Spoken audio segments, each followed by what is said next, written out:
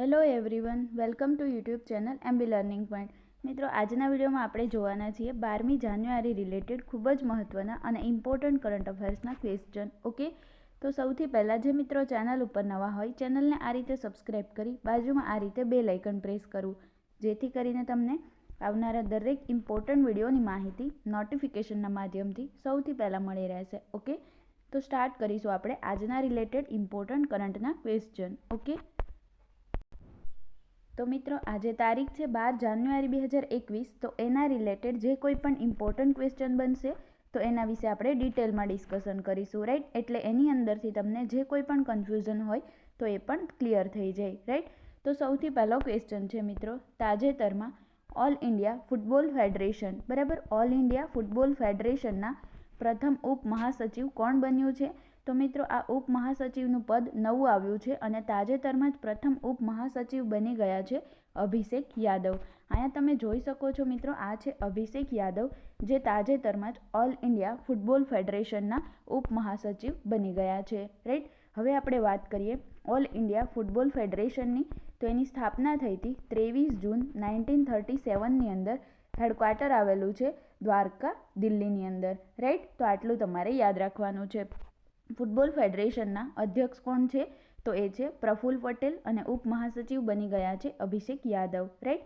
ઓપ્શનમાં આપેલ અધર વિશે ડિસ્કશન કરીએ તો જે સંજય કપૂર છે એ તાજેતરમાં જ ઓલ ઇન્ડિયા ચેસ ફેડરેશનના અધ્યક્ષ બની ગયા છે, રાઈટ. જ્ઞાનેન્દ્રો નિગમબમ છે એ હોકી ઇન્ડિયાના અધ્યક્ષ બની ગયા છે અને પૂર્વોત્તર ભારતથી હોય એવા પ્રથમ વ્યક્તિ છે જે હોકી ઇન્ડિયાના અધ્યક્ષ બની ગયા છે અને તેઓ મણિપુરથી બિલોંગ કરે છે. તો આટલું તમારે આની અંદરથી યાદ રાખવાનું છે, રાઈટ. નેક્સ્ટ આપણે જોઈએ તો નેક્સ્ટ ક્વેશ્ચન છે, તાજેતરમાં આંતરરાષ્ટ્રીય અખંડ સંમેલન એજ્યુકોન 2020નો શુભારંભ કોણે કર્યો છે? તો એ કર્યો છે શિક્ષણ મંત્રી રમેશ પોખરિયાળજીએ. અહીંયા તમે જોઈ શકો છો મિત્રો, શિક્ષણ મંત્રી રમેશ પોખરિયાળજી દ્વારા આ જે એજ્યુકોન 2020 છે એનો શુભારંભ કરવામાં આવ્યો છે, જે એક અખંડ સંમેલન છે. હવે આ શું છે? તો એજ્યુકોન 2020 ભારતમાં પોતાના તરફથી પ્રથમ આયોજન છે જ્યાં દુનિયાભરના વિદ્વાન સતત 31 કલાક સુધી મેરેથોન સંવાદ સત્રનું આયોજન કરશે, રાઈટ. તો આ જ છે એજ્યુકોન 2020. તો આટલું તમારે યાદ રાખવાનું છે. અધર વિશે ડિસ્કશન કરીએ તો રમેશ પોખરિયાળ મિત્રો પ્રેઝન્ટ ટાઈમના આપણા શિક્ષણ મંત્રી છે, એટલે કે મિનિસ્ટર ઓફ એજ્યુકેશન, બરાબર. બીજી વાત કરીએ તો તાજેતરમાં સ્મૃતિ ઈરાની જે ટેક્સટાઇલ મંત્રી છે, એટલે કે કાપડ મંત્રી છે, અને એમણે અને રમેશ પોખરિયાળજીએ બંનેએ તાજેતરમાં ટોયકોથોન 2021નું ઉદ્ઘાટન પણ કરી દીધું છે, રાઈટ. તો આ પણ તમે યાદ રાખી શકો છો આ ક્વેશ્ચનની અંદરથી. પ્રકાશ જાવડેકરજી કોણ છે? તો આપણા સૂચના અને પ્રસારણ મંત્રી છે. રાજનાથસિંહ રક્ષામંત્રી છે. તો આટલું તમારે યાદ રાખવાનું છે આ ક્વેશ્ચનની અંદરથી, રાઈટ. નેક્સ્ટ આપણે જોઈએ સોમાલિયામાં ભારતના એમ્બેસેડર કોણ બન્યું છે? તો મિત્રો સોમાલિયા દેશનું નામ છે અને તાજેતરમાં જ સોમાલિયામાં ભારત તરફથી એમ્બેસેડર કોણ બન્યું છે? તો એ બની ગયા છે વિરેન્દ્ર કુમાર પોલ. હવે અહીંયાથી હું તમને કહી દઉં મિત્રો, જે CWC એટલે કે કોમનવેલ્થ કન્ટ્રીઝ હોય છે, એટલે કે જે રાષ્ટ્રમંડળ દેશ હોય છે, ત્યાં આગળ ઉચ્ચાયુક્ત એટલે કે હાઈ કમિશનરની નિયુક્તિ કરવામાં આવે છે, બરાબર. અને જે નોન CWC એટલે કે નોન કોમનવેલ્થ કન્ટ્રીઝ હોય ત્યાં એમ્બેસેડરની નિયુક્તિ થાય છે. તો યાદ શું રાખવાનું? તો જો કોમનવેલ્થ કન્ટ્રી હોય તો ત્યાં આગળ હાઈ કમિશનની નિયુક્તિ થાય છે, પરંતુ જો નોન કોમનવેલ્થ કન્ટ્રી હોય તો ત્યાં આગળ એમ્બેસેડરની નિયુક્તિ થાય છે. તો સોમાલિયા નોન કોમનવેલ્થ કન્ટ્રી ગણાશે, તો ત્યાં આગળ એમ્બેસેડરની નિયુક્તિ થઈ છે. તો એ એમ્બેસેડર કોણ બન્યા છે? વિરેન્દ્ર કુમાર પોલ, રાઈટ. વિરેન્દ્ર કુમાર પોલ જે છે એ 1991 બેચના IFS ઓફિસર પણ રહી ચૂક્યા છે. તો આટલું તમારે યાદ રાખવાનું છે મિત્રો આ ક્વેશ્ચનની અંદરથી. ઓકે, હજી આપણે એના વિશે થોડું જાણીએ તો જે સોમાલિયા દેશ છે એ આફ્રિકા ખંડમાં આવેલો છે. કયા ખંડમાં આવેલો છે મિત્રો? આફ્રિકા ખંડમાં, બરાબર. તો હવે આપણે લાસ્ટ વિડીયોની અંદર જ વાત કરી હતી ખંડ વિશે, રાઈટ. તો જનસંખ્યા અને ક્ષેત્રફળની દ્રષ્ટિએ જોવા જઈએ તો વિશ્વનો સૌથી મોટો ખંડ એટલે કે સૌથી મોટો જનસંખ્યા અને ક્ષેત્રફળ ધરાવતો ખંડ એ છે એશિયા, બરાબર. પરંતુ બીજા નંબરનો સૌથી મોટો જનસંખ્યા અને ક્ષેત્રફળની દ્રષ્ટિએ ખંડ હોય તો એ છે આફ્રિકા દેશ મિત્રો. તો આ તમારે યાદ રાખવાનું છે. અને આફ્રિકા જે છે એ વિશ્વનો એકમાત્ર એવો ખંડ છે કે જ્યાંથી કર્ક રેખા, મકર રેખા અને વિષુવવૃત્ત રેખા આ ત્રણેય રેખાઓ પસાર થાય છે. તો આ પણ ઇમ્પોર્ટન્ટ છે. આફ્રિકા એક જ એવો ખંડ છે કે જ્યાંથી આ ત્રણેય રેખાઓ પસાર થાય છે. ઓકે, તો આટલું તમારે યાદ રાખવાનું છે મિત્રો. આફ્રિકાની વાત કરું તો આફ્રિકામાં હોર્ન ઓફ આફ્રિકાની અંદર 4 દેશો આવેલા છે. તો એ કયા કયા 4 દેશો છે? એક તો છે મિત્રો સોમાલિયા, શેની અંદર? હોર્ન ઓફ આફ્રિકા, બરાબર. એક તો છે સોમાલિયા, બીજો છે ઇથોપિયા, ત્રીજો છે જીબુતી અને ચોથો છે ઇરિટ્રિયા. રાઈટ, તો આટલું તમારે યાદ રાખવાનું છે. તો હવે આપણે આની અંદર સોમાલિયા દેશ વિશે જાણીશું. સોમાલિયાની કેપિટલ શું છે? તો મોગાદિશુ. કરન્સી છે સોમાલી સિલિન. રાઈટ, તો આટલું તમારે યાદ રાખવાનું. બીજી વાત કરું તો સોમાલિયાની બાજુમાં મિત્રો મેડાગાસ્કર દેશ આવેલો છે. આફ્રિકા ખંડની અંદર પહેલાં હતો, પરંતુ ઘણા વર્ષો પહેલાં કોઈ કારણસર એટલે કે કોઈ દરારના કારણે આફ્રિકા ખંડમાંથી અલગ થઈ ગયો હતો મેડાગાસ્કર દેશ. તો એટલા માટે એ પણ તમે યાદ રાખી શકો છો. ઓકે, તો આટલું તમારે અહીંયાથી યાદ રાખવાનું છે. અધર ઓપ્શન વિશે વાત કરીએ તો તે જે તરણજીત સિંહ સિંધુ છે એ તાજેતરમાં જ યુએસએ એટલે કે યુનાઇટેડ સ્ટેટ્સ ઓફ અમેરિકામાં ભારતના એમ્બેસેડર બની ગયા છે. મોનિકા મહેતા કોણ છે? તો સ્વિટ્ઝરલેન્ડની અંદર ભારતના એમ્બેસેડર બની ગયા છે. રાહુલ શ્રીવાસ્તવની વાત કરું તો રોમાનિયા દેશના ભારતના એમ્બેસેડર બની ગયા છે. તો આટલું તમારે અહીંયાથી યાદ રાખવાનું છે. ઓકે, નેક્સ્ટ આપણે જોઈએ તાજેતરમાં કયા રાજ્ય સરકારે પૂરા રાજ્યને નિયંત્રિત ક્ષેત્ર ઘોષિત કર્યું છે? તો એ ઘોષિત કર્યું છે મિત્રો પંજાબ રાજ્યએ. તો તમને બધાને ખ્યાલ છે મિત્રો, કોરોના મહામારી વચ્ચે જે બર્ડ ફ્લૂ છે એ કેટલાક રાજ્યોમાં ફેલાયો છે, જેના કારણે કેટલાક રાજ્યો પ્રભાવિત થયા છે અને ઘણા પક્ષીઓના મૃત્યુ પણ થયા છે. બરાબર, તો આને ધ્યાને લઈને પંજાબ રાજ્યએ પૂરા રાજ્યને નિયંત્રિત ક્ષેત્ર ઘોષિત કર્યું છે. જેનાથી શું થશે તો કે પંજાબ રાજ્યની અંદર આવનારી 15 જાન્યુઆરી 2021 સુધી રાજ્યમાં કોઈપણ હેતુથી મરઘી અથવા તો કોઈપણ જીવિત પક્ષીઓના આયાત પર પ્રતિબંધ મૂકવામાં આવ્યો છે. બરાબર, તો આટલું તમારે યાદ રાખવાનું છે. હવે આપણે પંજાબ વિશે ડિસ્કશન કરીએ તો મિત્રો પંજાબ અને હરિયાણા બંનેની કેપિટલ એક જ છે. શું છે? ચંડીગઢ. અને ચંડીગઢ ભારતનું પ્રથમ કેરોસીન મુક્ત શહેર પણ ગણવામાં આવે છે. પરંતુ જો કેરોસીન મુક્ત જિલ્લો પૂછવામાં આવે ભારતનો તો એ તો છે ગાંધીનગર. તો આટલું તમારે યાદ રાખવાનું છે. મુખ્યમંત્રી છે કેપ્ટન અમરિન્દર સિંઘ અને રાજ્યપાલ છે બીપી સિંઘ બદનોર. રાઈટ, તો પંજાબ રાજ્યની અંદરથી લોકસભાની સીટો આવે છે 13 અને રાજ્યસભાની સીટો હોય છે 8. તો આ પણ તમે યાદ રાખી શકો છો. મિત્રો પંજાબને 5 નદીઓનો સંગમ પણ કહેવામાં આવે છે. 5 કઈ કઈ નદી? તો એક તો છે ઝેલમ, ચિનાબ, રાવી, વ્યાસ અને સતલજ. તો આ 5 નદીઓનો સંગમ એટલે પંજાબ. રાઈટ, તો પંજાબના ઇમ્પોર્ટન્ટ ફેસ્ટિવલ એટલે કે તહેવારની વાત કરું તો એક તો છે મિત્રો વૈશાખી, જે પંજાબનો તહેવાર છે, અને બીજો છે ગુરુપર્વ. તો ઘણી વખત એક્ઝામની અંદર મિત્રો આ જે તહેવાર રિલેટેડ ક્વેશ્ચન પણ પૂછાય છે કે આ તહેવાર કયા રાજ્ય સાથે રિલેટ કરે છે. ઓકે, બીજા ઇમ્પોર્ટન્ટ ફેક્ટની વાત કરું તો જે 3 કૃષિ કાયદાના વિરોધમાં પ્રસ્તાવ પસાર કરનાર પ્રથમ રાજ્ય પણ પંજાબ છે. રાઈટ, અને મિત્રો પંજાબની તાજેતરમાં જ પ્રથમ મહિલા મુખ્ય સચિવ બન્યા છે, જેમનું નામ છે વિની મહાજન. તો આ પણ તમે યાદ રાખી શકો છો. ઓકે, હવે આપણે આગળ જોઈએ. નેક્સ્ટ ક્વેશ્ચન છે તાજેતરમાં ભ્રષ્ટાચારની ફરિયાદ નોંધવા માટે સતર્ક નાગરિક મોબાઈલ એપ્લિકેશન કોણે લોન્ચ કરી છે? તો એ લોન્ચ કરી છે મિત્રો જમ્મુ કાશ્મીરે.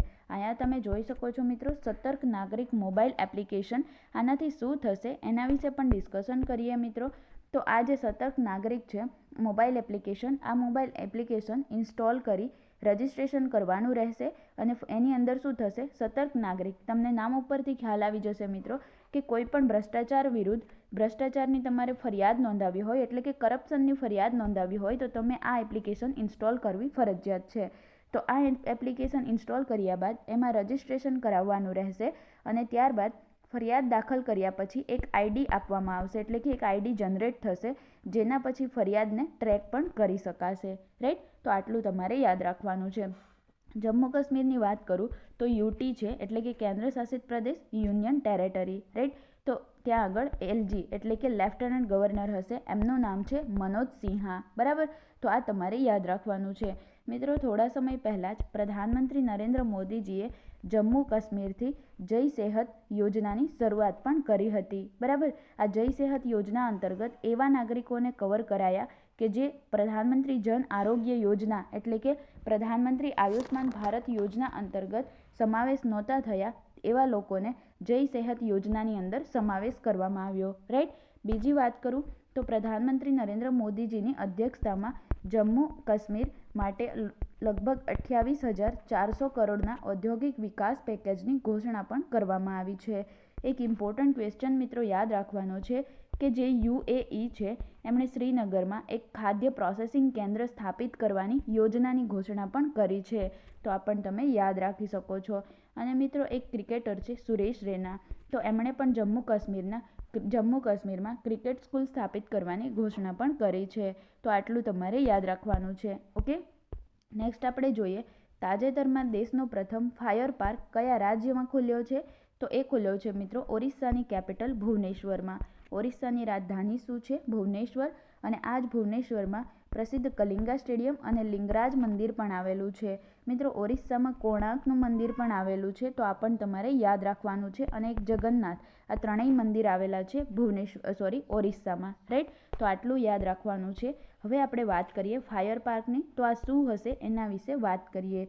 તો આ જે ફાયર પાર્ક છે એ મિત્રો અગ્નિકાંડથી બચવા કયા કયા પગલાં ભરવા જોઈએ એના રિલેટેડ લોકોને ટ્રેનિંગ આપવામાં આવશે આ ફાયર પાર્કની અંદર.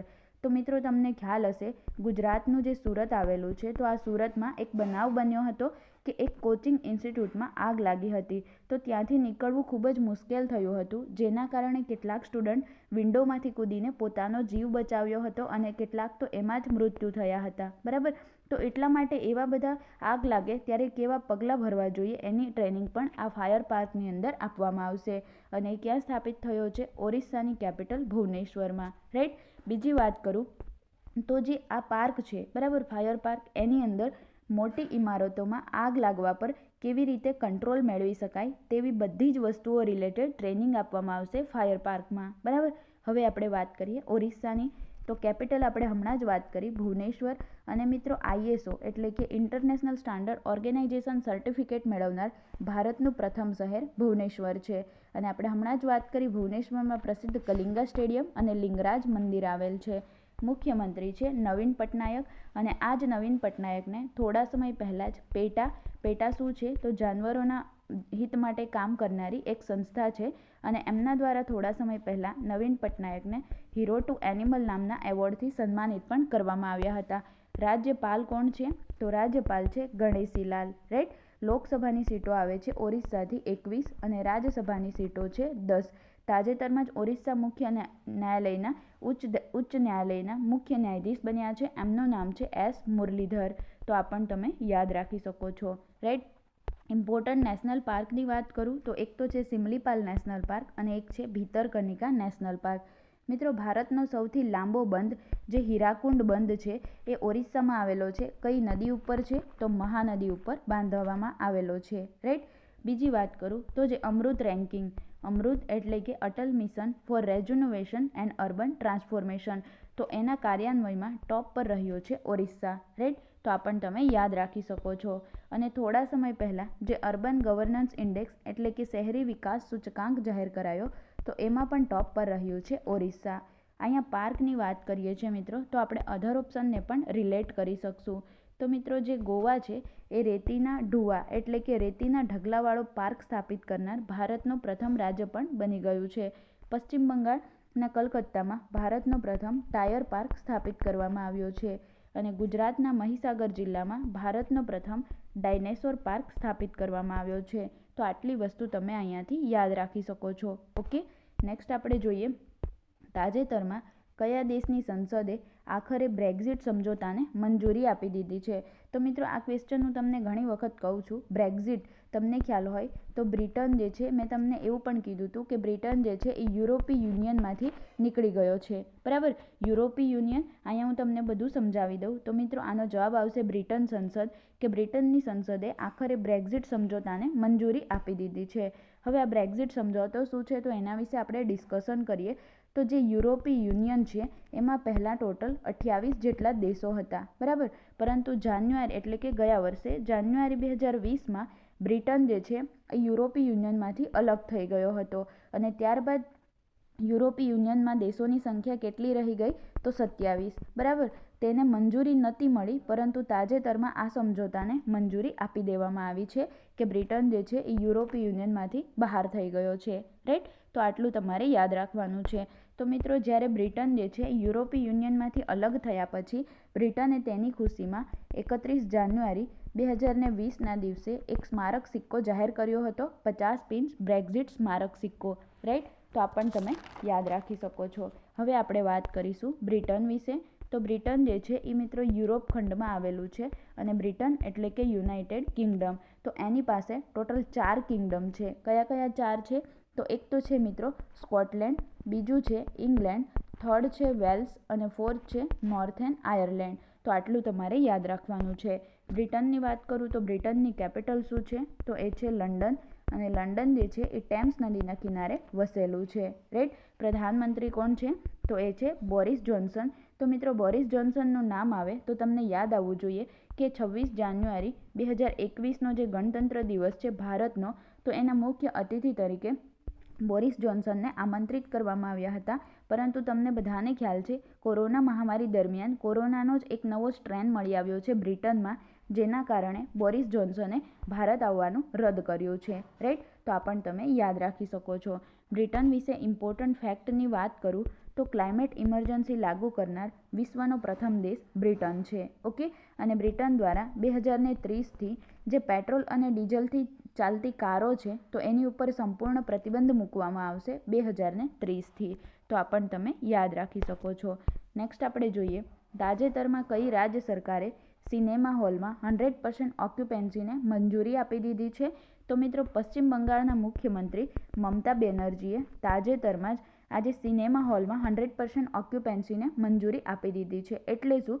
તો કે એટલે સિનેમા હોલની અંદર અત્યાર સુધી કેવું હતું કે એક સીટ પછી એક જગ્યા, એક સ્પેસ એવી રીતે બેસાડવામાં આવતા હતા, પરંતુ હવે 100% એટલે કે બધા લોકો થિયેટરમાં બેસી શકશે. રાઈટ. હવે વાત કરીએ તો 8 જાન્યુઆરીના દિવસે પશ્ચિમ બંગાળની જે કેપિટલ છે કોલકાતા, બરાબર, તો ત્યાં આગળ ઇન્ટરનેશનલ ફિલ્મ ફેસ્ટિવલના ઉદ્ઘાટનના અવસર પર આ સિનેમા હોલની 100% ઓક્યુપેન્સીની મંજૂરી આપી પશ્ચિમ બંગાળના મુખ્યમંત્રી મમતા બેનર્જીએ. પશ્ચિમ બંગાળ વિશે વાત કરીએ તો કેપિટલ છે કલકત્તા, અને આપણે હમણાં જ વાત કરી આ જ કલકત્તામાં ભારતનો પ્રથમ ટાયર પાર્ક સ્થાપિત કરવામાં આવ્યો છે. મુખ્યમંત્રી કોણ છે? તો મમતા બેનર્જી. અને રાજ્યપાલ છે જગદીપ ધનખડ. તો આટલું તમારે યાદ રાખવાનું છે. અને મિત્રો, મેં તમને કીધું કે જે ઇન્ટરનેશનલ ફિલ્મ ફેસ્ટિવલ આયોજિત થયો એ કેટલામું એડિશન હતું? તો 26મું એડિશન હતું. રાઈટ. નેશનલ પાર્કની વાત કરું ઇમ્પોર્ટન્ટ, તો એક તો છે સુંદરવન નેશનલ પાર્ક અને એક છે બુક્સા નેશનલ પાર્ક, જે ક્યાં આવેલા છે? પશ્ચિમ બંગાળમાં. અને મિત્રો, જલદપરા વન્યજીવ અભયારણ્ય અને મહાનંદા વન્યજીવ અભયારણ્ય આ પણ ક્યાં આવેલા છે? પશ્ચિમ બંગાળમાં. ઓકે. હવે આપણે આગળ જોઈએ. નેક્સ્ટ ક્વેશ્ચન છે, તાજેતરમાં કયા મંત્રાલયે લદ્દાખમાં સંસ્કૃતિ અને ભાષાના મુદ્દા માટે એક પેનલની રચના કરવાની ઘોષણા કરી છે? તો એ કરી છે મિત્રો ગૃહ મંત્રાલયે. ઓકે. તો ગૃહ મંત્રાલયે ઘોષણા કરી છે કે એક પેનલની રચના કરવામાં આવશે. શેના માટે? તો લદ્દાખમાં સંસ્કૃતિ અને ભાષાના મુદ્દા માટે. રાઈટ. તો ગૃહમંત્રી કોણ છે આપણા પ્રેઝન્ટ ટાઈમના? તો એ તો છે અમિત શાહ. રાઈટ. તો આ તમારે યાદ રાખવાનું છે. હવે મિત્રો, લદ્દાખ વિશે વાત કરીએ તો લદ્દાખ એક યુટી એટલે કે કેન્દ્ર શાસિત પ્રદેશ છે. ઓકે. તો લદ્દાખમાં એક ઇમ્પોર્ટન્ટ નેશનલ પાર્ક આવેલો છે મિત્રો, જેનું નામ છે Hemis national park. Okay. UT છે તો લેફ્ટનન્ટ ગવર્નર હશે. નામ શું છે? આર.કે. માથુર એટલે કે રાધાકૃષ્ણ માથુર. રાઈટ. તો મિત્રો, તાજેતરમાં જ લદ્દાખ જમ્મુ અને કાશ્મીરના નવા ઉચ્ચ ન્યાયાલયના મુખ્ય ન્યાયાધીશ બનાવવામાં આવ્યા છે, જેમનું નામ છે પંકજ મિથલ. રાઈટ. તો આટલું તમારે યાદ રાખવાનું છે. અને મિત્રો, લદ્દાખમાં જ આવેલું છે કારગિલ, બરાબર. તો આ જ કારગિલ ખાતે તાજેતરમાં જ ખેલો ઇન્ડિયા આઈસ હોકી ટુર્નામેન્ટનો શુભારંભ પણ કરવામાં આવ્યો છે આપણા કેન્દ્રીય ખેલ મંત્રી કિરણ રિજિજુ દ્વારા. તો આટલું તમારે યાદ રાખવાનું છે. હવે આપણે જોઈશું આપણો લાસ્ટ અને નેક્સ્ટ ક્વેશ્ચન છે, તાજેતરમાં કયા રાજ્યએ સરકારી કાર્યાલયોને ગ્રીન ટેગ આપવાની ઘોષણા કરી છે? મિત્રો, આ ક્વેશ્ચન રિવિઝન માટે લીધો છે. ઓકે. આની અંદરથી થોડુંક વધારે હું તમને ડિસ્ક્રિપ્શનમાં સમજાવીશ, બરાબર. તો કયા રાજ્યએ સરકારી કાર્યાલયોને ગ્રીન ટેગ આપવાની ઘોષણા કરી છે? તો કેરળ રાજ્યએ, બરાબર. એટલે કે કેરળમાં જેટલી પણ સરકારી ઓફિસ છે તેને ગ્રીન ટેગ આપવામાં આવશે. રાઈટ. તો તો કેરળ વિશે વાત કરીએ, કેપિટલ છે તિરુઅનંતપુરમ. આ જ તિરુઅનંતપુરમમાં ભારતનો પ્રથમ સ્પેસ ટેક પાર્ક સ્થાપિત કરવામાં આવ્યો છે અને તિરુઅનંતપુરમમાં જ મ્યુનિસિપલ કોર્પોરેશનમાં ભારતની સૌથી નાની ઉંમરની એટલે કે 21 વર્ષની જ મેયર બનાવવામાં આવી છે, જેનું નામ છે રાજેન્દ્રન આર્યા. રાઈટ, તો આ પણ તમે યાદ રાખી શકો છો. મુખ્યમંત્રી છે પિનરઈ વિજયન અને રાજ્યપાલ છે આરિફ મોહમ્મદ ખાન. કેરળ ઉચ્ચ ન્યાયાલયના મુખ્ય ન્યાયાધીશનું નામ છે એસ મનીકુમાર. તો આ પણ તમે યાદ રાખી શકો છો. કેરળમાંથી લોકસભાની સીટો આવે છે 20 અને રાજ્યસભાની સીટો છે 9. કેરળની રાજભાષા છે મિત્રો મલયાલમ. ઓકે, ઇમ્પોર્ટન્ટ લોકનૃત્યની વાત કરું તો એક તો છે કથકલી અને બીજી છે મોહિની અટ્ટમ. તો આ પણ તમે યાદ રાખી શકો છો. અને ભારતનું પ્રથમ પૂર્ણ રીતે સાક્ષરતાવાળું શહેર તો એ છે કેરળનું કોટ્ટાયમ. ઓકે, અને પૂર્ણ સાક્ષરતાવાળો જિલ્લો પણ કેરળનો જ છે, જેનું નામ છે એર્ણાકુલમ. ઓકે, બીજી વાત કરું તો શાકભાજીની સૌથી ઓછી કિંમત નક્કી કરનારું ભારતનું પ્રથમ રાજ્ય પણ કેરળ છે અને ડિજિટલ એજ્યુકેશન તેમજ હાઈટેક વર્ગખંડો ધરાવનારું ભારતનું પ્રથમ રાજ્ય પણ કેરળ છે. રાઈટ, તો આજના આપણા ખૂબ જ મહત્ત્વના અને ઇમ્પોર્ટન્ટ ક્વેશ્ચન અહીંયા કમ્પ્લીટ થાય છે. જો વિડીયો ગમ્યો હોય તો વિડીયોને એક લાઇક જરૂર કરજો. સાથે સાથે તમારા સ્ટડી રિલેટેડ ગ્રુપમાં એક શેર પણ જરૂરથી કરજો અને ચેનલને સબસ્ક્રાઈબ કરી બાજુમાં બેલ આઇકન જરૂર પ્રેસ કરજો, જેથી કરીને તમને આવનારા દરેક ઇમ્પોર્ટન્ટ વિડીયોની માહિતી નોટિફિકેશનના માધ્યમથી સૌથી પહેલાં મળી રહેશે. Okay, thank you.